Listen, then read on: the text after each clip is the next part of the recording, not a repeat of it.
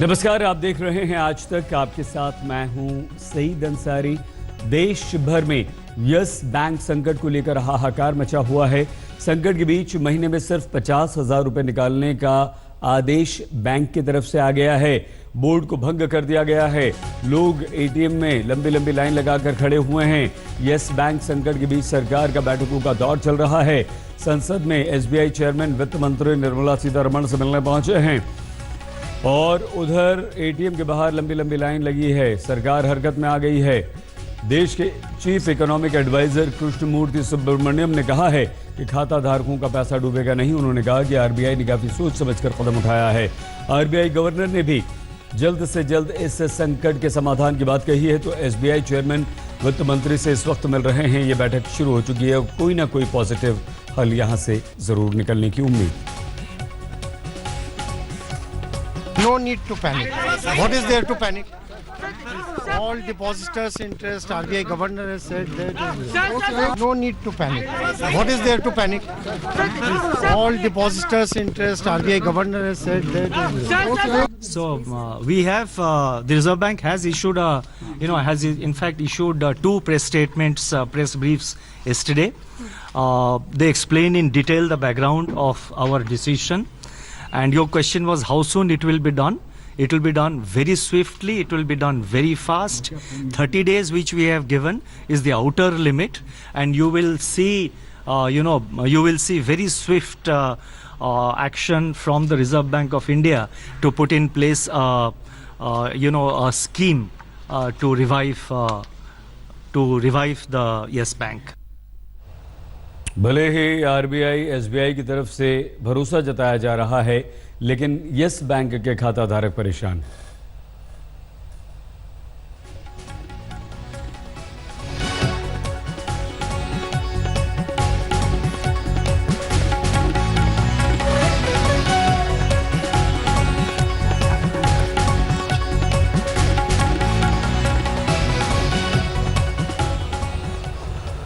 मुंबई में yes bank के खाता धारक परेशान हैं।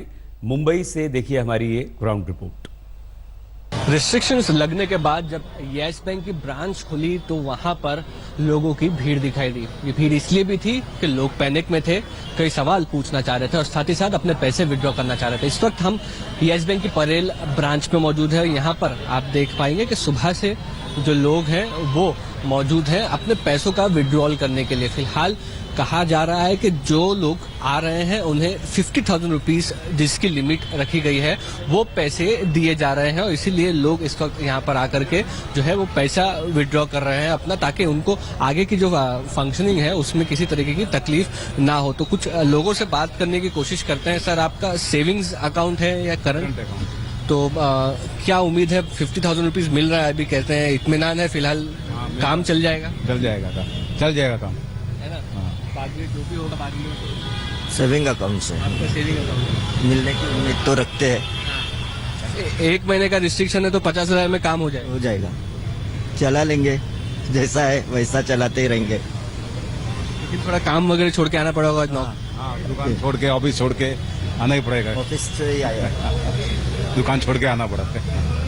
तो लोग यहाँ पर इत्मीनान है एक बार इस चीज का कि पैसे 50,000 रुपए एक बार में मिल रहे हैं, एक महीना चलाना है तो काम चल जाएगा। लेकिन दूसरी तरफ फिक्र तो अपने पैसों की लगी ही रहती है। कैमरा पर्सन सचिन सावंत के साथ मुस्तफा शेख, मुंबई, आज तक।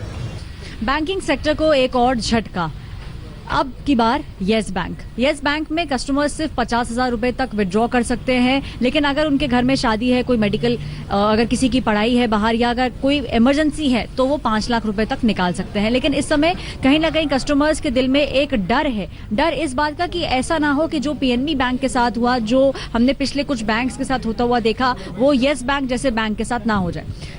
ये काफी लोग आप जैसे कि देख सकते हैं यहाँ पे एटीएम की लाइन के अंदर खड़े हुए हैं। उनका जो काम है वो ये है, वो चाहते जो इस समय है वो ये है कि जो पैसा वो निकालना चाह रहे हैं वो इस समय निकाल ले।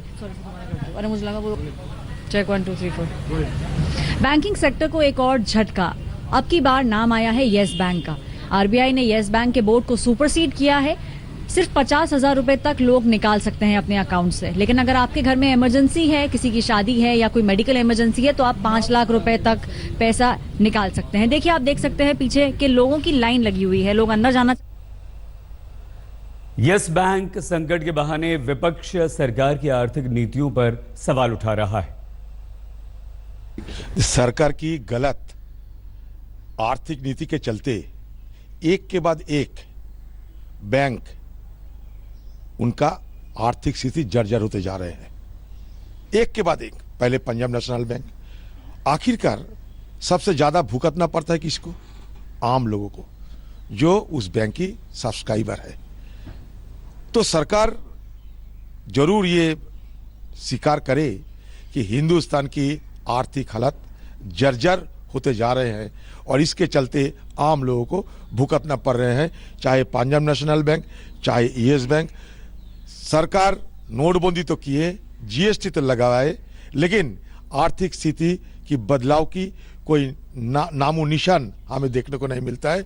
उसके बजाय हिंदुस्तान की आर्थिक हालात दिन पे दिन बदतर होते जा रहे हैं। ये एक जगजाहिर सबूत ये है कि यस बैंक के ऊपर पाबंदी लगाने का जरूरत समझे। आइए सीधे इस वक्त आपको लिए चलते हैं दिल्ली में मौजूद हमारी संवाददाता मौसमी सिंह के पास।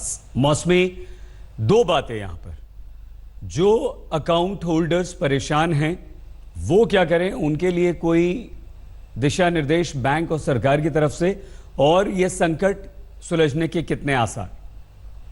जी बिल्कुल, देखिए, पहली बात तो यह है कि सरकार ने और आरबीआई ने कहा है कि जो ग्राहक हैं उनके इंटरेस्ट को बाकायदा देखा जाएगा और इसलिए रीस्ट्रक्चरिंग प्लान तैयार हो रहा है, तो घबराने की ज़रूरत नहीं है। ऐसी अपील आरबीआई की तरफ से आई है तमाम ग्राहकों को लेके।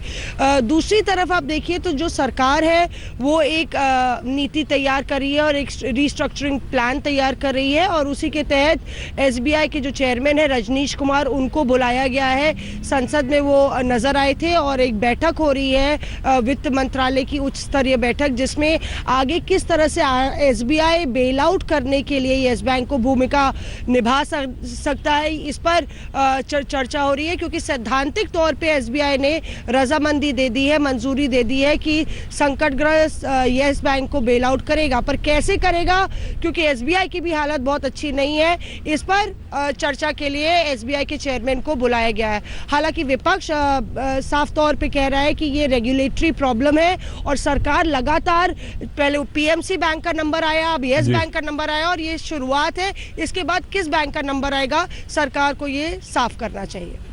नमस्कार, मैं हूं अंजना ओम कश्यप। हमें उम्मीद है ये वीडियो आपको पसंद आया होगा। लेटेस्ट खबरों के लिए यूं ही देखते रहिए आज तक, और इस वीडियो के पसंद आने पर लाइक, शेयर एंड सब्सक्राइब करना ना भूलें।